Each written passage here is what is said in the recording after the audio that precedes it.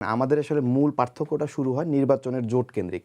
আপনি যখন দেখবেন যে আমরা যখন জোটের আলোচনা করছিলাম তখন আমাদের যে নেতৃত্ব আমাদের কাছে ছিল তারা বেরিয়ে গিয়েছে, তাদের বয়ান ছিল যে ঠিক আছে জোটে আমরা হয়তো বা স্বতন্ত্র ইলেকশন করব অথবা কোনো একটা জোটে যাব। কিন্তু আমরা দেখতে পেলাম যে একটা পক্ষ আছে যারা স্বতন্ত্র ইলেকশনের পক্ষে এবং বিএনপির দিকে জোটের পক্ষে বা জামাতের দিকে জোটের পক্ষে না। আপনি যদি স্বতন্ত্র বয়ান থাকে তাহলে তো আপনি বলবেন যে না স্বতন্ত্র ইলেকশন করব, আমি কোনো জোটেই যাব না।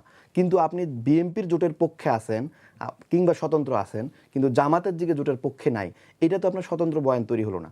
এবং যারা বেরিয়ে গিয়েছে তারা দেখবেন যে যখন আমাদের সাথে দীর্ঘ আলোচনা ছিল এই বিএনপি জোটের সাথে, এবং আলোচনার একটা পর্যায়ে আমরা দেখেছি যে না তাদের সাথে আমাদের এই জুলাই ইস্যুতে আমরা ঐক্যমত পৌঁছতে পারি নাই, এবং আমরা দীর্ঘ আলোচনা করেছি আমার বর্তমান প্রধানমন্ত্রীর সাথে।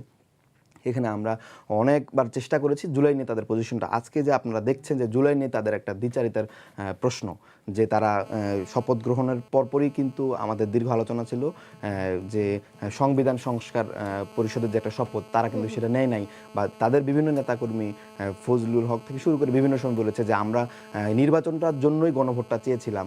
এরকম বিভিন্ন ধরনের প্রশ্ন আপনারা দেখছেন। এবং তারেক রহমান তাদের আলোচনায় কিন্তু বলেছিল যে আমরা গণভোটের পক্ষে এবং 2টা ভোট দিলে আপনি চিজি আইসক্রিমের সাথে ভেলভেটি কেকের মিশ্রণে পোলার রেড ভেলভেট আইসক্রিম, মন ভালো থাক। একটা ভোট ধানের শীষে দেবেন আর একটাতে হ্যাঁ ভোটে দেবেন। এবং হ্যাঁ ভোটের যে প্রশ্নগুলো ছিল এখানে কোনো ধরনের নোট অফ ডিসেন্ট ছিল না। আপনি যদি নোট অফ ডিসেন্টের প্রশ্ন দেখেন বিভিন্ন রাজনৈতিক দলের নোট অফ ডিসেন্ট ছিল, কিন্তু গণভোট এটাই হয়েছে যেটাতে কোনো ধরনের কোনো নোট অফ ডিসেন্ট ছিল না। সকল রাজনৈতিক দল এখানে ঐক্যমত এসেছে।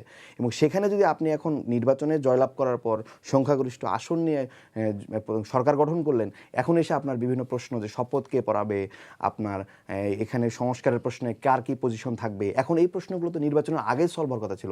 এবং আমরা আলোচনার টেবিলে দীর্ঘ বসেছিলাম এবং দীর্ঘ বসে আলোচনা করেই কিন্তু গণভোটের প্রশ্নগুলো ঠিক করা হয়েছে। এবং এই প্রশ্নে কিন্তু সবাই ঐক্যমত করেই কিন্তু নির্বাচনে এসেছে এবং সবাই হ্যাঁ ভোটের পক্ষে ক্যাম্পেইন করেছে। অফিসিয়ালি কেউ করে নাই। কিছু ধরনের কিছু জায়গায় আমরা দেখেছি, যেমন সিলেটের একটা কেন্দ্রে আমরা দেখেছি সেখানে না ভোট পাস হয়েছে এবং সেখানে আবার বিএনপি জিতেছে। তার মানে কারা না ভোটে ভোট দিল এবং কারা বিএনপিকে ভোট দিল, এটাও একটা প্রশ্ন। এটা আমরা বলতে চাচ্ছি না, জনগণ বুঝবে, জনগণ বুঝে নেবে আসলে আপনার পজিশন কি, আপনি জনমুখী কিনা, আপনি জনগণের সাথে সম্পৃক্ত কিনা। আপনার স্টেটমেন্ট আমরা এই সরকারকে আহ্বান করছি যে আপনি জনগণের সাথে থাকেন, জনগণ যে গণভোটে হ্যাঁ ভোট দিয়েছে সেটাকে বাস্তবায়ন করেন। জুলাই সনদের ভিত্তিতে রাষ্ট্র পরিচালনার জন্য যে সংসদ হবে আগামী 12 তারিখ থেকে, সেই সংসদে সকল রাজনৈতিক দল একসাথে বাংলাদেশ প্রশ্নে, যেহেতু আমরা ফ্যাসিবাদ বিরোধী আন্দোলন দীর্ঘ প্ল্যাটফর্ম একসাথে করেছি, একসাথে আবার এই বাংলাদেশ প্রশ্নে সবাই একমত পোষণ করবে। এবং আমাদের রাষ্ট্র নীতি এবং পররাষ্ট্র নীতি আসলে বাংলাদেশমুখী হওয়া উচিত বলে আমরা মনে করি। এই জায়গা থেকে আমাদের কাছে মনে হয়েছে যে আমরা এনসিপি কখনো কম্প্রোমাইজ করি না এবং আমরা খুব লাউড অ্যান্ড ক্লিয়ার।